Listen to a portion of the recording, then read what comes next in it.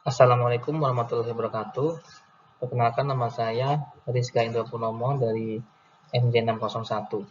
Di sini untuk melengkapi jawaban UTS, saya akan mempresentasikan terkait mengamati dan menganalisis usaha warung Batavia yang saat ini sedang berjalan, dengan fokus pada aspek kelayakan bisnisnya secara menyeluruh. Berikut adalah item yang akan saya presentasikan, yaitu profil singkat usaha seperti jenis usaha, lokasi, target pasar, dan model bisnis. Kemudian analisis kelayakan usaha, seperti aspek pasar dan pemasaran, aspek teknis dan teknologi, aspek sumber daya manusia, dan aspek finansial. Kemudian adaptasi pasca pandemik dan era digital. Dan yang terakhir, kesimpulan dan rekomendasi. Profil singkat usaha. Jenis usaha ini adalah restoran dan kedai kopi dengan konsep Indo-Belanda, menyajikan berbagai menu makanan dan minuman khas Nusantara serta kopi dari berbagai daerah di Indonesia. Kemudian untuk lokasi ada di gerai utama berada di Grand Indonesia West Mall level 5, Jakarta Pusat. Kemudian untuk target pasarnya adalah kelas menengah hingga atas dengan rentang usia 18-45 tahun, termasuk pekerja kantoran, wisatawan, dan keluarga. Model bisnis menggunakan model waralaba dengan investasi mulai dari Rp350 juta hingga Rp2,8 miliar, tergantung pada ukuran dan konsep outlet. Di analisis kelayakan bisnis ada 4 aspek yang akan saya presentasikan, yaitu aspek pasar dan pemasaran, aspek teknis dan teknologi, aspek sumber daya manusia, dan aspek finansial. Untuk kekuatan di aspek pemasaran adalah mengusung konsep unik yang menggabungkan budaya Indonesia dan Belanda, serta menawarkan menu khas Nusantara dan kopi daerah. Untuk peluangnya sendiri yaitu pasar kuliner Indonesia yang terus berkembang, terutama di kota-kota besar seperti Jakarta. Dan tantangannya adalah persaingan ketat dengan merek lokal dan internasional di industri F&B. Dan yang terakhir yaitu strategi pemasaran, memanfaatkan media sosial dan platform delivery online seperti GoFood, GrabFood, dan ShopeeFood untuk menjangkau konsumen lebih luas. Dan kemudian kekuatan di aspek teknis dan teknologi yaitu penggunaan teknologi dalam operasional seperti sistem pemesanan online dan manajemen inventaris. Kemudian untuk peluang implementasi teknologi terbaru untuk meningkatkan efisiensi dan pengalaman pelanggan.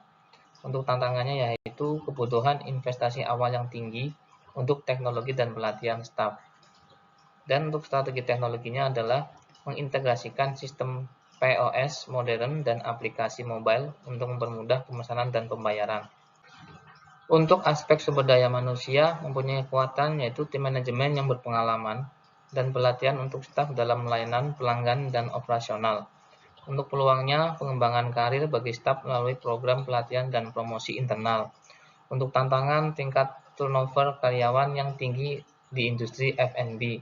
Kemudian untuk strategi SDM, menyediakan pelatihan rutin dan menciptakan lingkungan kerja yang mendukung untuk referensi karyawan. Yang terakhir adalah aspek finansial, yang mempunyai kekuatan model waralaba dengan potensi pendapatan yang stabil dan sistem royalti yang menguntungkan. Kemudian untuk peluang ekspansi ke lokasi baru dan peningkatan penjualan melalui platform online. Untuk tantangan, biaya investasi awal yang tinggi dan kebutuhan modal kerja yang besar.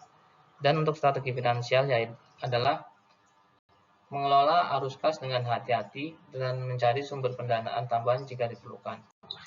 Berikut adalah adaptasi pasca pandemik dan era digital warung Batavia. Di penerapan protokol kesehatan, menyesuaikan operasional dengan standar protokol kesehatan untuk memastikan keamanan pelanggan dan staf.